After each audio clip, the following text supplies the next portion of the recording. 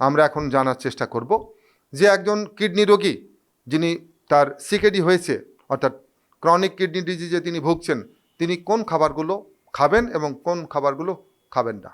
তো চলে আসি। ফল তিনি খেতে পারবেন কমলা, আপেল, নাশপাতি, পেয়ারা, পাকা পেঁপে, আনারস, বেল, জামরুল এবং জাম্বুরা, এগুলো তিনি খেতে পাবেন।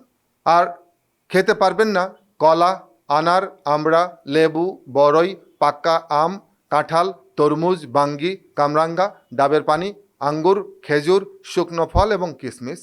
সবজি এবং শাকের ভিতরে যেগুলো তিনি খেতে পারবেন ঝিঙ্গা, চিচিঙ্গা, চালকুমড়া, পটল, ডাঁটা, লাউ, শশা, বেগুন, ধুন্দল, ডাঁটা শাক, লাউ শাক, কলমি শাক, লাল শাক। আর যেগুলো তিনি খেতে পারবেন না বাঁধাকপি, ফুলকপি, মূলা, সজনে, ঢেঁড়স, কচু, মিষ্টি আলু, ওলকপি, টমেটো, বরবটি, শিম ও শিমের বিচি, মটরশুঁটি, কাঁঠালের বিচি, পালং শাক, পুঁই শাক এবং ধনেপাতা। মাছের মধ্যে তিনি খেতে পারবেন ছোট মাছ এবং কম তৈলাক্ত বড় মাছ, ছোট এক টুকরো। আর যেগুলো তিনি খেতে পারবেন না তৈলাক্ত বড় মাছ, সামুদ্রিক মাছ, মাছের ডিম, শুটকি এবং চিংড়ি মাছ।